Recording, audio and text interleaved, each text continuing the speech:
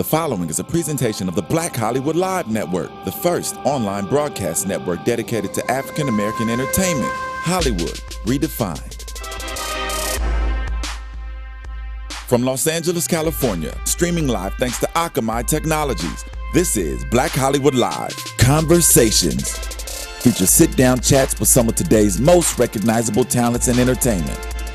Black Hollywood Live, Hollywood Redefined. You're listening to Black Hollywood Live.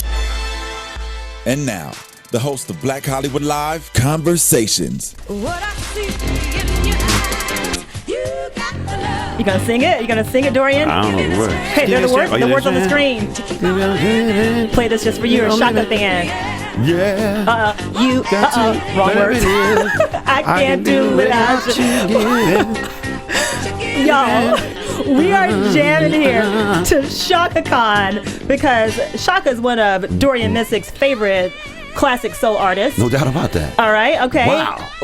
Surprise, That's easy though. surprise. Everybody likes Shaka Khan. Not everybody. Next. Well, whatever. Guys, you're watching BHL Conversations. Now, from shows like Southland on the small screen to big blockbuster hits like Annie on the big screen, this is an actor, a writer, a producer who has cemented himself as one of Hollywood's go-to talents. His movie, 9 Rides, is actually on its way to South by Southwest, and currently he is making audiences laugh and smile on BET's Zoey Ever After. And guys, check this for a plot twist. He's actually a pretty popular DJ who has a residency in Los Angeles at a hotspot. So please join me in welcoming quadruple threat Dorian Missick, who is also very humble. Oh yeah. Very humble. Yeah, that's another one of my talents. It is. Humility. Yeah. Let's back up for 1 second. I'm Erica Renee Davis. Again, you're watching BHL Conversations. You can find me on Twitter, Snapchat, Periscope, Instagram at Erica Renee D. Now, Dorian, what are your Twitter and your Instagram handles? Where can they find you? On Twitter, you can find me at DJ Tailwind Turner. On Twitter, and at Instagram, just Dorian Missick. Okay. Yeah. Now, let's talk a little bit about your upbringing. You are from Georgia or Brooklyn? Like, I've seen both. Yeah, no, I'm actually born in New Jersey. Okay. Yeah, I kind of been everywhere. This is the way I like to describe how I grew up is a Jersey baby, ATL raised me, Brooklyn made me a man, Hollywood pays me. Okay. So I kind of got like all of those things kind of combine my experiences. But I was in high school and like the real good formative years in Decatur, Georgia. So that's like my second home. So when people say, "Oh, are you from New York? Are you from Georgia?" Like, what do you instinctively say? Brooklyn. Yeah, because that's who I became. That's when I became who I am. Okay. Yeah. And your family Bahamian? Yeah. Bahamian. The family in the Bahamas. Have you ever even been to the Bahamas? Of course, I'm there all the time. You crazy?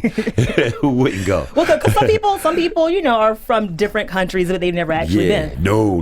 It's very much a very big part of the fabric of who I am. It's my Bahamian life. Favorite thing about the Bahamas? Favorite thing about the Bahamas? My favorite food is conch salad, or crack conch probably. But I think what I like is you go there and because the citizens get to participate in the economic growth, like with the tourism and stuff, everybody's nice. It's not like you go to some other Caribbean islands and there's only a certain amount of people who make money off of tourism. So there's like that animosity between the tourists and the people who live there. Yeah. But in the Bahamas, it's like a nice, easy breezy thing because everybody's like, look, I'm gonna be nice to the tourists because they're bringing money to my household as opposed to taking money off of my island. I like that. Yeah. We Americans should take notes. Be a little bit nicer like Definitely. Bahamians. Yeah, man. Americans have the worst reputation out of all travelers. You do know that, right? I've heard and seen when I've traveled abroad. Because Americans want to come to like go to the Bahamas and be like, "Where's your sizzler?" You know what I'm saying? Like, yo, I got a real lobster. Yeah, you're like, man, I don't even like that place. They ain't have they didn't have crustaceans. Now let's talk a little bit about Zoey Ever After. Zoey Ever After on BET stars Brandy. We all know Brandy. Mm-hmm. Love her. It's about Zoey Moon, who is dueling with her famous boxer ex-husband, yours truly, or you, you truly. Me personally. You personally, about how their divorce should go as she pursues her passion of launching a cosmetic line. Now, you are a former boxer. Tell me a little bit about how you've been able to, I guess, parlay your role as a boxer in the show to your past experiences as a boxer in real life. Only thing that really applies, the only similarity is that we both get in the ring and put on gloves. Because Gemini Moon is the middleweight champion of the world, which means he had to be a pro, which I never fought pro at all. Yeah, you know what I'm saying? Yeah. So that the level of discipline and ability to get to that space, it creates a certain persona that I'm able to impart on Gemini. Okay. But as for me and Gemini, the similarities really just end there. We both step foot in the ring.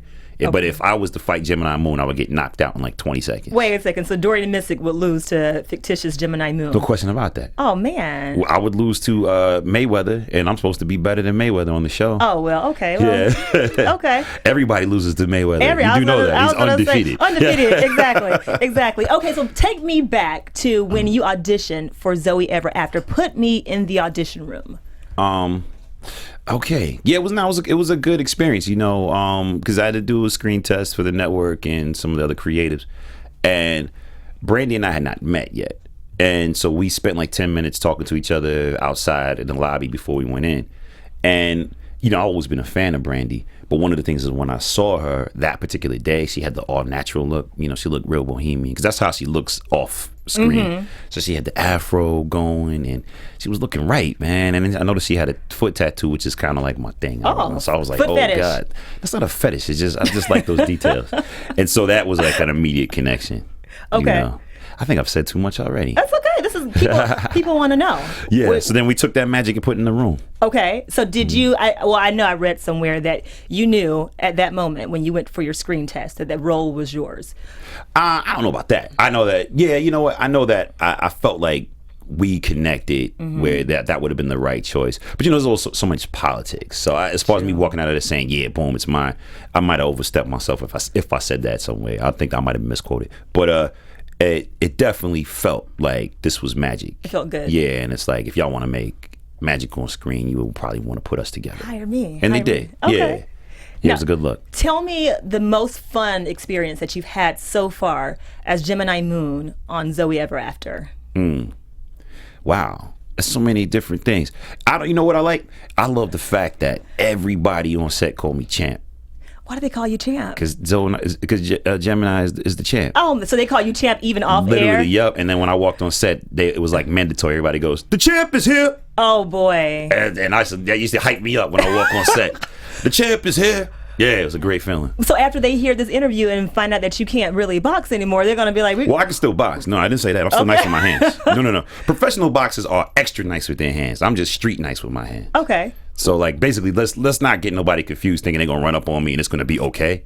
Yeah, I'm still very good with my hands. I stand Let's just corrected. make that clear right now. Stand corrected. So if anybody get any bright ideas, erase that out your mind right now. He's an actor, but he will knock you out. Right, In yeah. other words. Okay. Now, you say that you were attracted to your role as Gemini Moon as a boxer, or just the project in general because it's a comedy. Right. On a scale of 1 to 10, how funny are you? Me? Yeah. Oh, that's a tough thing to say. I'll say probably like 20. Oh, really? Yeah, I'm hilarious. So what's your best joke What's my best joke? right now? Right now, what is my best You're joke? so funny. Let's hear the best joke. See, now when you put me on the spot like that, I could still be funny though, but I'm not. That's the joke. Is I'm not even gonna give you no comedy. I'm just gonna look at you. Okay. That's funny. Right? But see, my comedy, it take you a while to get it. In like about 10 days, you're gonna get that. Will I get that? Yeah, and you ain't gonna never forget it, girl. Okay, so I'll give you an 11. Got a ways before you get to 20. I'll give you an 11. Better than 10. Yeah, right, yeah.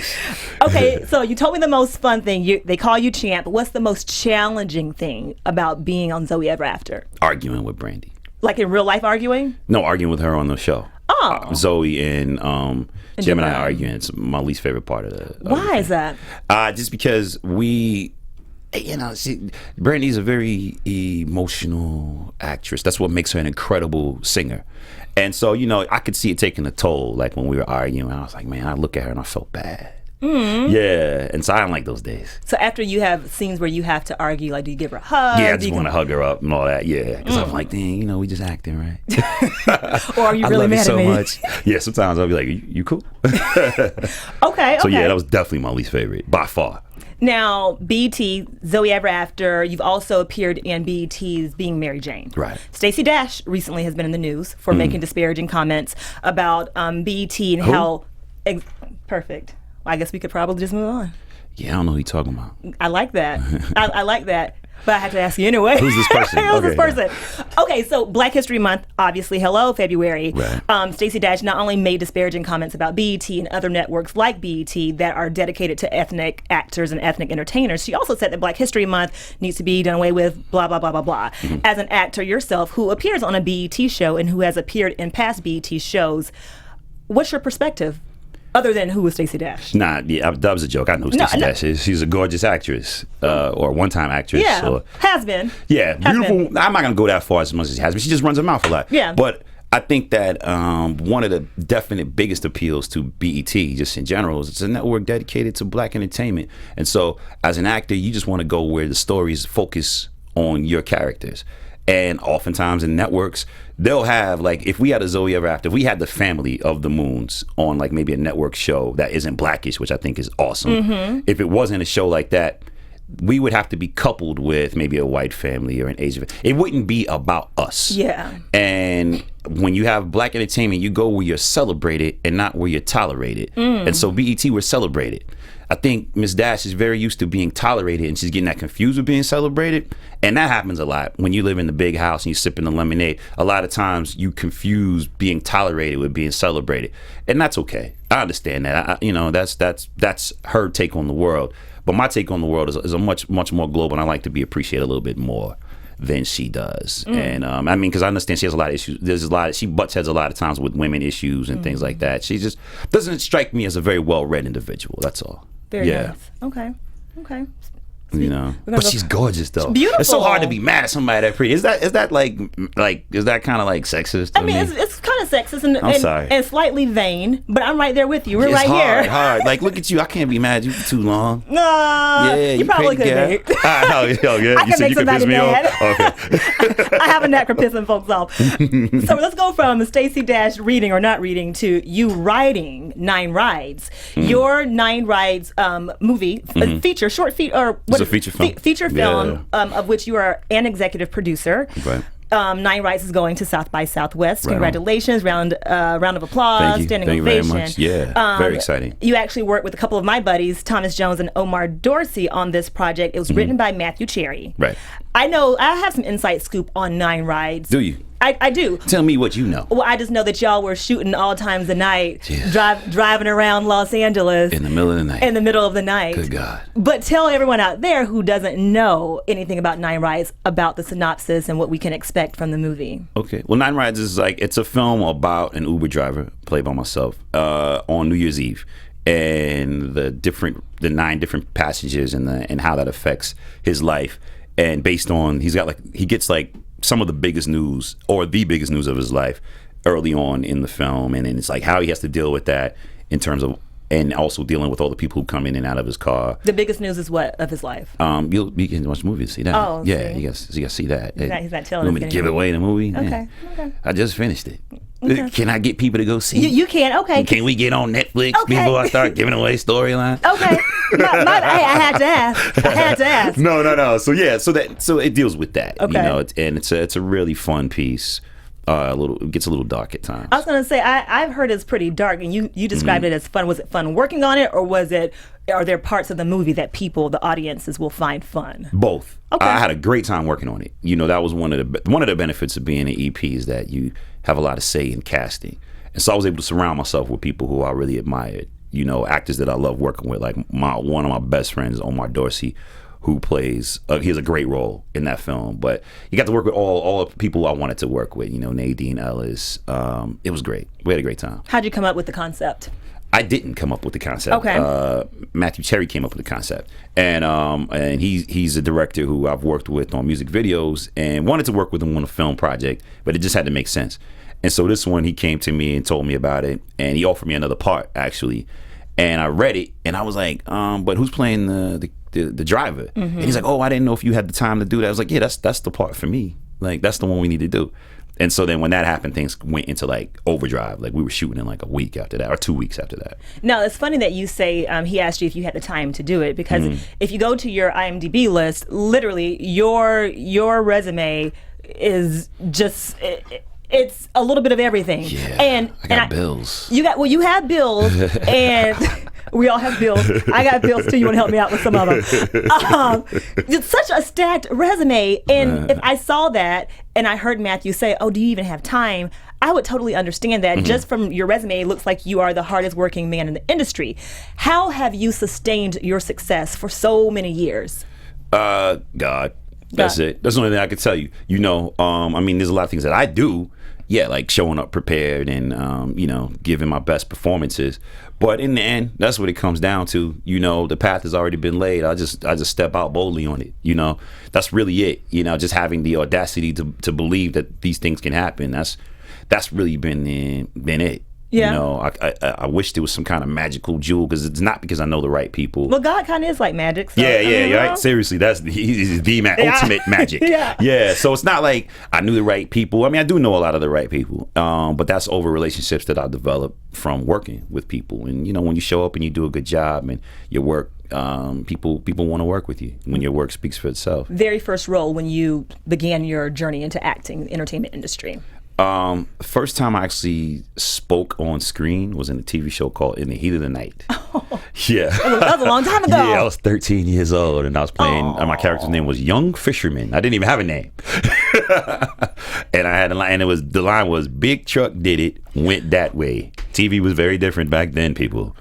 Can you imagine? I would not let my son be on a show where he had to say, "Big truck did it, went that way." But my mom was very excited that I was on TV, as was I. We had a party so people could watch me say that line. At that time, you were living in Georgia still.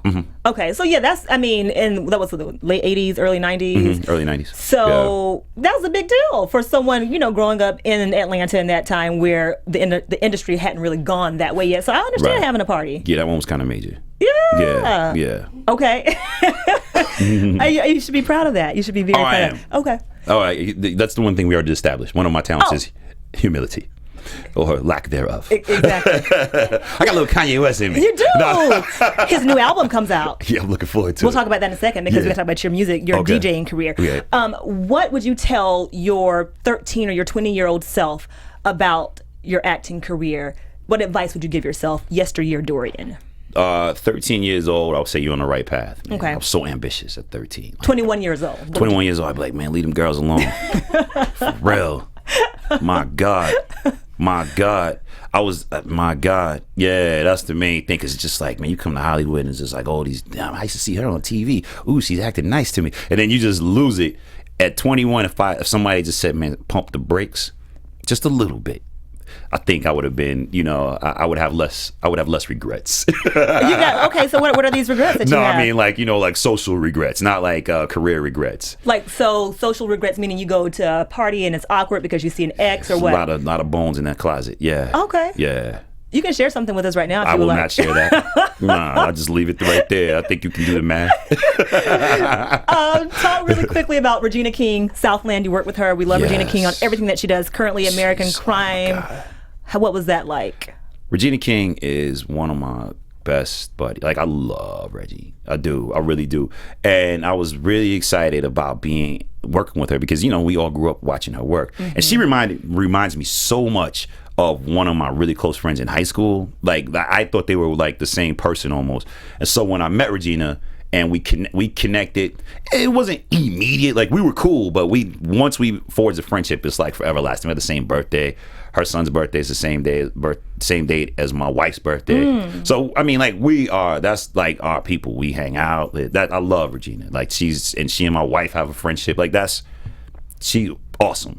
And we became tight working in that space because we had a unique opportunity on Southland, and I think it happened when we both realized it was like, what happens when you have two black people in a car and nobody around? How do we really talk to each other? And what they did on Southland is they allowed us to do that. You know, the first couple of episodes, they kept, you know, asking me to pull back a little bit on like the way in which we expressed ourselves to each other. But once they realized we had that magic, they let it go. You and this magic with your on-screen co-stars. That's all it takes, man, because I'm really not that good. I need magic.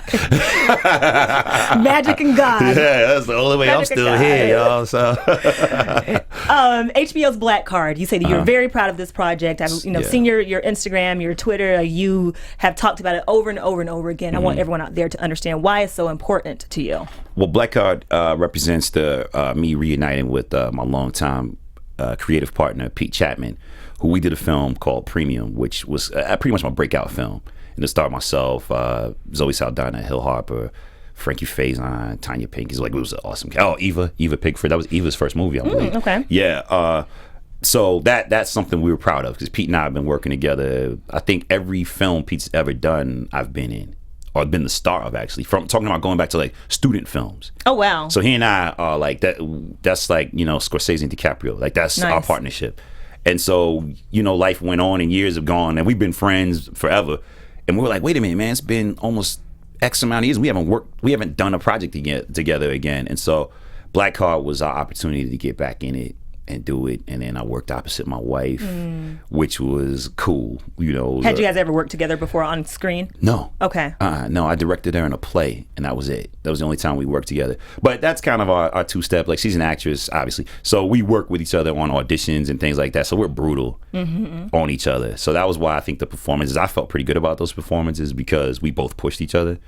So that was kind of like a family affair. And so then for HBO to pick it up and buy it is awesome. And then Pete and I are working on another film called What About Us that we're probably going to go into production this summer on, and it rekindled our relationship and that fire that we had from years ago.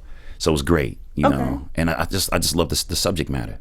Tell us about the subject matter, just really quickly. It's about black cards. Like imagine if there was like an agency that determined, gave you a card and it can be revoked based on how black they feel your behavior is and your lifestyle is, and then so it raises questions about, well, what is black? What is that? Who defines that? Who decides what's black enough and what's not black enough?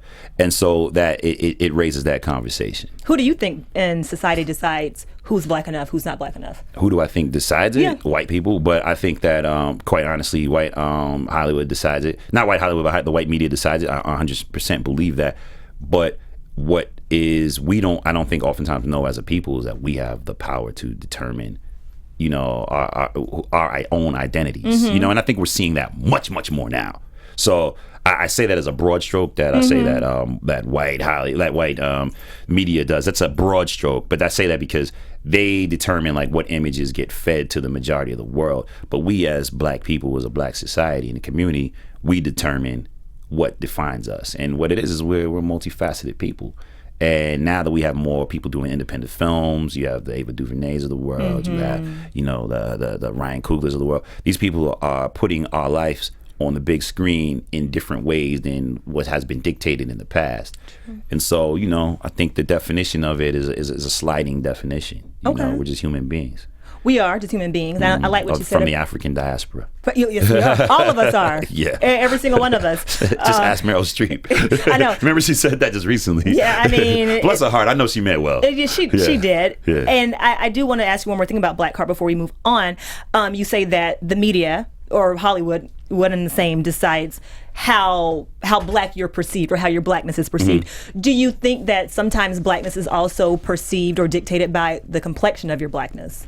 I think that nuance is in the black community only. Okay. I think that maybe the mainstream media has a sense of that because, they do tend to cast the dark-skinned guy as the bad guy and the light-skinned guy. But Tyler Perry does that as well. Okay. You know what I'm saying? So they learned it from somewhere. Okay. You know what I'm saying? Okay. And so there's the thing is that it's something you learn from is the slave learning from the slave master, the slave master imitating with the slaves. That it's kind of a little bit weird now when you look at that concept. But yeah, we do get pissed when we see that on television. We're like, of course they don't let the beautiful dark skinned girl get the guy. You got to be the one who get abused. And then the light skin ain't come over. You strong. While the light skinned girl, like, we'll kick everybody over to get to her. Yeah. You know what I'm saying? Yeah. And you know, Tyler Perry does that quite often in his movies. So we can be upset with mainstream media, but he'll do it quick, fast, in a hurry. Okay. You know, throw some braids on Shamar Moore and all of a sudden he's a thug. Oh, this is true. You know, and that's got everybody all messed up. Shamar Moore's not a thug. I like the guy. You know, he's a very nice dude. So why would you portray that image, and then now when people see a dude as plain and normal as Shamar Moore, they think they're running into a thug. Yeah. You know? Yeah. So I take it you and Tyler Perry aren't friends. No, that's not that. Okay. It's not that. Okay. No, it's not that. You know, he has his medium. Yeah. So I'm not. I just want him to be more responsible. But I want all of us to be more True. responsible. Hey, listen, I'm right there with you. It's just that it just came up. His name came up. But all of us should be more responsible. Okay. Let's talk a little bit about your DJing career. Now, you chose, you go by the moniker Tailwind Turner. Tailwind Turner. Is that a family name? What's the history behind why you chose Tailwind Turner? Well, Tailwind Turner is a character on the Cosby Show. Oh, okay. But like an ancillary character. Okay. He was a guy who ran track with Cliff Huxtable, and he was like his nemesis. Okay. Yeah, and they were going to get together and have a race, but by this point they're both old. And so at that time when that episode was like brand new, I was playing baseball as a kid, and I'm a terrible baseball player, horrendous, but I could run fast. Okay. So if I ever hit the ball, which was very rare, if I did hit the ball, I could get around those bases quickly. So then my team nicknamed me Tailwind Turner because they were like, you're fast. And so I just held on to it when I was looking for a DJ name. I like it. That's actually your Twitter handle. So yeah, we know you in the Twitterverse as Tailwind, and this is why. Yeah. This is why. Yeah, Tailwind Turner and Dorian Missick are one and the same. One and the sort same. of. Let's do some trivia, some music trivia. Oh, okay. Favorite Shaka Khan song? I Know You, I Love You. Sing it. But is this? No. I know you, I love you. In the morning. Okay, that's enough. That's enough. Enough. At night. Yeah. Okay. People know. Okay. Y'all know what I'm singing. Yeah. I couldn't quite catch the tune. Yeah. Well, It's not one. It's an album cut. You know. Okay. Prince or Michael? Ooh. You go listen. Prince or Michael? Okay. What's my agenda? Because Michael Jackson's great for partying. Prince is great for one-on-one partying. Just you know what I mean? Listen. So what am I trying to accomplish? Do I want to get the party people moving? Or do I want this party to get moving? If you only had to hear Prince or Michael for the rest of your life. Oh, I'd have to go with Michael. Jeez. I know. But wait, you know what? That's a tough one. See? No. Prince. Okay. Because you're talking about for the rest of your life, he has way more music. So Okay. at least I'd have more variety for the rest of my life. Okay, good answer. Yeah. Otis Redding or Sam Cooke? That's not fair. Just answer the question. That's dirty. Answer the question. That's dirty. Oh, that's dirty. Today I'm going to say Sam Cooke, but tomorrow I'll probably say Otis Redding. Tomorrow won't count. Today's I answer know, is the right? only answer that counts. Oh, and I'm reluctant. I love them both. Okay. That was cold-blooded. You shouldn't ever make a black man choose. Cameo or Morris Day? Morris Day. Okay. I will lie, man. Morris Day was the coolest person on the planet to me when I was a kid. I wanted to be Morris Day. I tried to start a band to be like the time. Did you? Yeah. What's the name of the band? We didn't have a name because we couldn't get together to rehearse enough. You know? Okay. But we were going to be the time. So it's called CP Time because you couldn't get together. You know what? That's what it's called.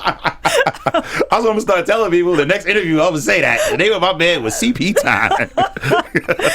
Okay. Aretha or Gladys? One or the other. Man, this is... Why? You're a music guy. I know, but that's why it's so tough to choose between those two. Because here's the thing. Most people would probably say Aretha Franklin, I think. Just she would get the popular vote. But I saw Gladys Knight sing live maybe 3 years ago. And she sounds better than her records. Still. So there's something to be said about that. Okay. Not that Aretha doesn't sound better than her records, but I mean, Gladys Knight has such a pure... My God, her voice is so incredible. But Aretha, I think the stuff that she's recorded, I feel it more. So maybe I'd have to go with Aretha. Okay. Wow, that was tough. Last one.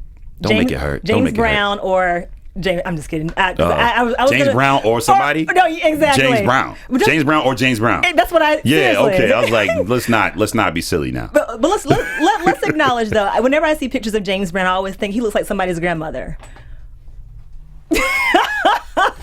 I'm just gonna let that float. We are aware that the man is dead. Right? But listen, he looks like somebody's grandmother. It's okay. It's not bad. My grandma is beautiful. My She don't grandmother look was like no too, James but Brown. my grandmother looked like, sorry, Mom. My grandma looked like, Leontine Price or somebody. She looked like the good godmother on the Wiz. She don't look like no James Brown. I'm sorry. I'm sorry your grandmother looked like James Brown. I am sorry for that. See, I'm sure she makes some good chicken, but man. I didn't say that James Like Brown. you said somebody's grandmama. Somebody's grandmama. You tell me my grandma look like James Brown, we fight.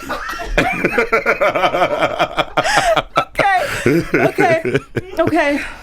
We're gonna fast forward to current music. James Brown. Wow. What is the most ratchet song on your playlist right now? The most ratchet The one? most ratchet. Ooh, man, I just downloaded some super ratchet and I was loving it. Man, I like ratchet joints, especially to work out with. Yes. So those, you want to get on all of those. True. Man, I don't know. The one I've been playing a lot, I don't know if it's not really that most ratchet, but that one, if you ain't got no haters, you ain't popping. Oh, I like that record. Is it Future? Wait, not who is that? It's not Ferg, is it? No. Yeah. I'm an old dude, so some of these young cats' names I kind of get messed up. But I play their records. Okay. I do play them, but I don't memorize the names anymore. Because everybody right now is either ASAP or OG or OT. Like The ASAP crew is real though. I love them. Me too. Yeah, I'm a big fan of that crew. So I'm not gonna lump them in the everybody else category, but I don't know who makes that record. Though. Okay. One more quick question about music. Did you watch the whole Yeezus 3 unfold yesterday on Twitter? Basically, Kanye had this huge event at Madison or Barclays, a huge event in New York, where it was a fashion show. He released his new clothing line, and he teased the new release of his latest album, which he did not release yet. I think, as a matter of fact, he might be releasing it as we're speaking. Oh. Thoughts on Kanye? I love that dude. Okay. Yeah, I mean. Have you worked with him before? No. No, I have not. My cousin worked with him, but that's why I was like, have I? Because I've been in the studio with him, but just watching. No. I like what he represents to a certain degree. I mean, you know, he throws temper tantrums and all that, but man, that's part of the appeal, I feel. You know, he feels like he's an expert on certain things that maybe he's not, but we all do. Yeah. I like Kanye. I do. I like the fact that he's free enough to express himself in that way. I don't always agree with him. Matter of fact, mostly I don't agree with him, but I love his music. I think he's creative. I love the fact that he's all about pushing the envelope, and it brings us back to that concept, that conversation about what is black. He always pushes it, and you can't look at Kanye West and say, well, that's typical black. You know what I'm saying? Okay. But you can, because he is typical black. You know what I'm saying? In a lot of ways. So In what ways is Kanye typical black? it's the simple fact that he's melanated and he's from Chicago. You can't True. get too much blacker than that. Okay. You know, like, you from Chicago? Southside? Yeah. You're black. You're a Negro. You are a Negro. Yeah, all the way. And it's dope. You know, our president, is he not from the South Side though? Who's Is he? President He ain't Obama? from the South Side. I'm not sure where he did his work, but I mean, Yeah. But either way, yeah. he got that Diddy bop. He was there long enough. Yes, this you is know? true. So, you know, in a lot of ways, but at the same time, he pushes the envelope. Kanye pushes the envelope on what our concept of who we are, what we identify ourselves are. From fashion to music. Across the bread, Yeah. everywhere. I love the dude's brain. Okay. Yeah. You went to a President Obama fundraiser. Yeah, I Fine. did. Do you support Hillary or Bernie? It's a tough one. You know what? I'm a Bernie fan right now. Okay. Yeah, I am.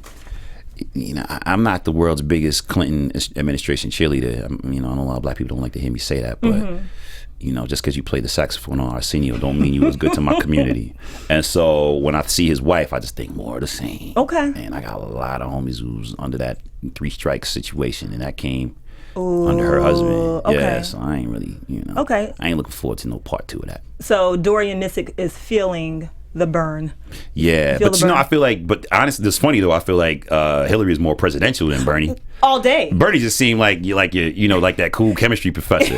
You know, he doesn't seem like a president. Like I'd love to see him in like an international, you know, in a meeting with like other, you know, See, I don't know. dignitaries. I don't know if I want to see him I don't know in if that. he can handle that. Yeah. You know, but I do like that aspect about Hillary. She's very presidential, but it kind of stops there for me. That's it.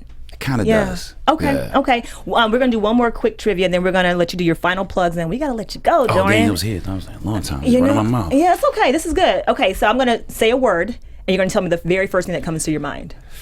Okay, here we go. You ready? Yes, you're ready. iPhone. Broke. Your iPhone broke? No, I just always break them. Oh, that's so expensive. Thank God it's not broken right now. That's an expensive habit. Any minute now, it might break. Okay. Jerk chicken. Love it. Black It's not excellence. something you say. Is it? Yeah, that was kind of I bad. know. Let's do that one again. Jerk chicken. Good. No, that's just as bad. No, really, I think jerk chicken, you eat too much to give you the dukes. Okay. But I was like, I don't know if I should say You can say that. Yeah, It could be a word or a small yeah, phrase. the dukes. Okay, the Dukes. Okay. Black excellence. The Missicks. Nice. Muhammad Ali. The greatest. I'm failing at this. I want to be like cool and Kanye with it. Yeah, you're not being very Kanye, but you got some more. Okay, good. Okay. Southland. best show on television. Psych. No, I don't mean psych. It was awesome. It was great. You know what? It was monumental. That's the word that I would use. Okay. Omar Dorsey. Homie. Brother. Okay. Barclays. Cool place to be. Have you been before? You sound unsure. Nas. It's funny because I'm about to go see Nas there on Valentine's Day. So it just made me think like Nas took a lot out of my pocket. Oh. But I did it for love, baby. Jay-Z. The greatest. What did we just say? Muhammad Ali was the greatest? He's the greatest boxer. But see, you got to switch it up now. Okay. Jay-Z. The best. Okay. Polenta. Good. Last one. Richard Pryor. I suck at this, you right? do, you suck. Richard Pryor. The GOAT. Okay. Yeah, Richie Pryor is absolutely the biggest influence on everything I do musically and artistically. Okay. Right across the board. We want to know final plugs, upcoming projects. What besides we have 9 Rides, of course, Zoey Ever After. What nights on BET? Zoey Ever After. Tuesday nights, 10 o'clock. Tuesday nights, 10 o'clock. And this Tuesday will be our 1 hour season finale. Okay. Yeah. Do we know about next season yet? Not yet. Okay. But I got a good feeling. Very nice. So Zoey, Tuesday finale, Tuesday night, 10 o'clock, 9 Rides, on its way to South by Southwest, HBO Black Card on HBO all of February, correct? Correct. What other projects are you working on that you have in motion that you want everyone out there to know about? I got a film coming out starring myself and Bill Cobbs called As Evil Does, which I also produced. So that's a good piece. I think it's a thriller that people really like. Okay. So yeah, that's going on. And leave us, Dorian, with your final word of wisdom for this great Friday afternoon. Okay, final word of wisdom is I know I just been on this thing right now. Just don't give up. Don't give up. You know, yeah. You know, God's got a path for you. Don't let the world stray you from that. Nice. I like it. Okay, guys, that has been our conversation with Very deep conversation. Writer, actor, producer, comedian, DJ, Dorian Missick. I'm Erica Renee Davis. You can find me on Snapchat, Periscope, Twitter, Instagram at Erica Renee D. Dorian, where can they find you? You can find me on Instagram at Dorian Missick and on what's the other one? Twitter at Tailwind Turner. Do you have a YouTube channel? I do not. But Okay. you Google my name, there's a lot of things in there. Some embarrassing, some cool. I think I'll do it as soon as I leave. Yeah. All right, guys. Thank you so much for watching BHL's Conversations. Until next time, thanks. From executives Kevin Undergaro, Dario Kristen, Tiana Hobson, and the entire BHL staff, we would like to thank you for supporting Black Hollywood Live, the first online broadcast network dedicated to African American entertainment. For questions and comments, contact us. info@blackhollywoodlive.com. Like us on Facebook, tweet us, or Instagram us at BHL Online. And I am the official voice of Black Hollywood Live, Scipio, Instagram at KingXOBay. Thanks for tuning in. The views expressed here are those of the host only and do not necessarily reflect the views of BHL or its owners or principals.